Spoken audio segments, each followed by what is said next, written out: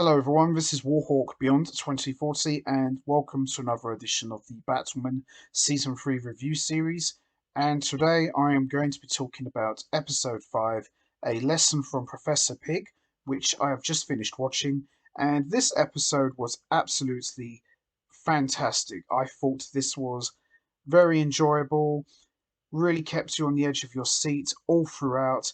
And even though we are 5 episodes into season 3 already, I am definitely going to rank this one as one of the best ones of the third season so far. And this episode was kind of like a horror movie and drew a lot of inspiration from The Shining, starring Jack Nicholson, who we all remember played that iconic character who ran around in the house with a butcher knife, telling everyone, come out, little piggies, and chopping the door down. So, definitely got Shining vibes from this episode. And this episode saw the Arrowverse debut of Professor Pyg. Now, for those of you who may not be familiar with that name, Professor Pyg made his comic book debut in Batman 666 in 2007, and he's not really appeared in much media other than the comic books. He did appear in the animated series Beware the Batman, and I believe he appeared in Gotham as well. But other than that, Professor Pyg has not really had much appearances in the media. So to actually see him in the Arrowverse, he was downright scary, you know. And it is a shame that it doesn't look like they're going to bring him back because, he was really, really frightening wearing the pig's mask and running around with the butcher knife. I thought that was really horrific stuff and really well done. And as I said, this episode was really good, downright frightening at some points, and really kept you on the edge of your seat throughout. And even though Ryan Wilder wasn't in Batwoman costume, there was still plenty of action to go around. And my God, this was absolutely brilliant. And I think if we got more episodes like this one, I definitely think we could be onto a winner with this season because, this was just really gripping stuff. And it looks like we could be getting a new version of the Joker or some form of the Joker. Poison Ivy was referenced in this episode, as was Catwoman. And as I said, there was nothing really bad I could say about this episode. It was just really good. I really enjoyed this one a lot. And as I said, it really felt more like a horror movie than a CW episode. It was just really good. So, what we've seen so far is Ryan Wilder's mother has been doing experimenting with cryogenics, and we've seen Mary looks like she's been infected by one of Poison Ivy's branches or thorns. So there's lots going on in this episode. So it's all building up to something. But as I said, loved this episode a lot, and this was definitely one of the best ones of season 3 so far. So, with that all said, let's get straight into it. Let's talk about episode 5, A Lesson from Professor Pyg. So, this episode starts off with Sophie and Alice rooming together and watching horror movies, only to be spooked by someone outside who turns out to be none other than Batwoman, who needs Alice on a mission to get Catwoman's whip. Now, at the beginning of season 3, Renee Montoya has put Batwoman and Alice to work together to find out any crimes that have been going on. So they've been kind of like working together very reluctantly, by the way. So it's got to see more of that in this episode. So we see that Catwoman's whip might have been used on a torture victim, and Batwoman figures out that it's a fake, but she tasks Alice with investigating who killed the man because she and Sophie are going to have dinner held by Jada, Ryan's mum. We then see Ryan and Luke try to calm Wayne Enterprises investors after the recent media circus, and Sophie prepares for the dinner party where she insists to Alice that this is not romantic. Hmm. Time will tell.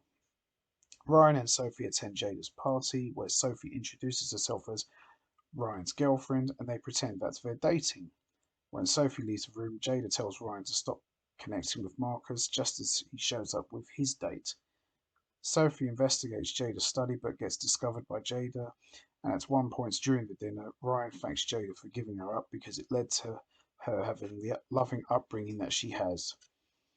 We then see the chef of the party who has flown in from Metropolis poisons and kills Zoe, Marcus's date, with a butcher knife, and we see everyone else at the party soon realizes that they've all been poisoned, as we see Laszlo Valentine, aka Professor Pyg, confronts Jada for having fired him many years ago and threatens to kill everyone at the party. Ryan manages to get a knife and stab Valentine, allowing for them to barely escape and hide in Jada's panic room.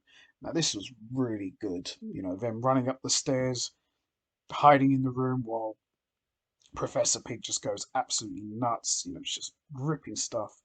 We then see Marcus begins to have a seizure, and Ryan offers to go to the basement to find medication as antidotes and outrunning Professor Pig in the process.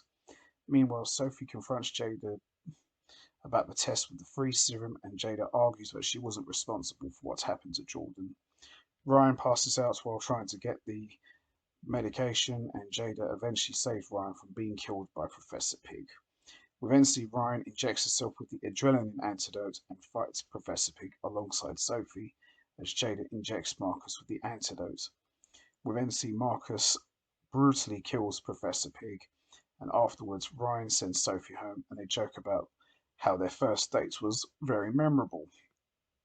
Ryan then talks to Jada, who apologizes for her role in the free serum experiments and reveals that she had them experimented because Marcus has schizophrenic tendencies after being attacked by the Joker, which culminated in him killing his own father. Alice lies and says she's doing fine on her new medication, even though she's been getting hallucinations.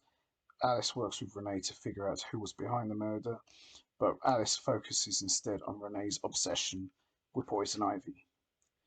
Renee reveals that she and Pamela Isaac were both in love while attending college, only for Pamela to change after being subjected to experiments. Renee says that Pam was buried alive by Batman because she'd told him to. Alice visits Mary for help with her hallucinations, but Mary refuses to help her. Alice realizes that Mary was exposed to the poison ivy plant, and Alice discovers that Catwoman's whip was actually used by Flamingo, and then gives Renee the sampling of dead poison ivy plants that Mary had. And then we see, as the very end, we see Marcus look in the mirror with blood on his hands as he paints the blood all over his face, creating a Joker-like grin.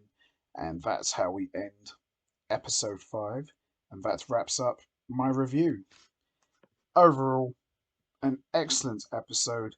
Really enjoyed the horror aspects of this one a lot. Professor Pig was just downright scary. Little bit bummed out that they killed him off. Definitely would have liked to have seen him back for a few more episodes. Maybe we might see someone else don the pig mask, but this was really, really good stuff.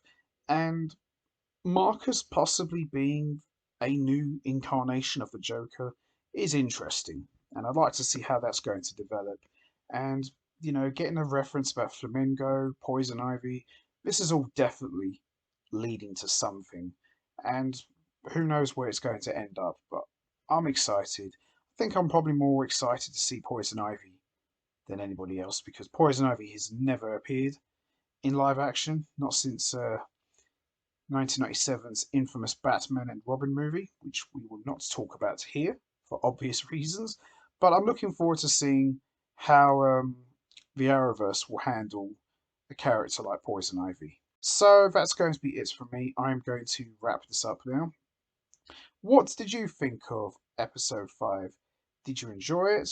What was your thoughts on Professor Pig? Do you think they did a good job with him? Did you find him frightening? Do you think they should have kept him alive and maybe bring him back for some more episodes? And also, what about Marcus possibly becoming the new Joker? Where do you think that's going to lead? And also, what do you think is going to happen to Mary after being infected by one of Poison Ivy's plants. Do you think she could become the new Poison Ivy? And also, where do you think the relationship with Ryan and her mother Jada will go? And also the same with Sophie as well. Where do you think that's going to go as well?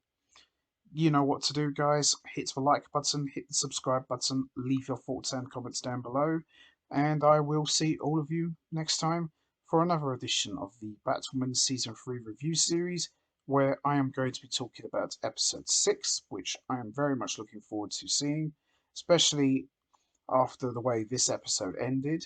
Should be a good one, and we'll see what happens there.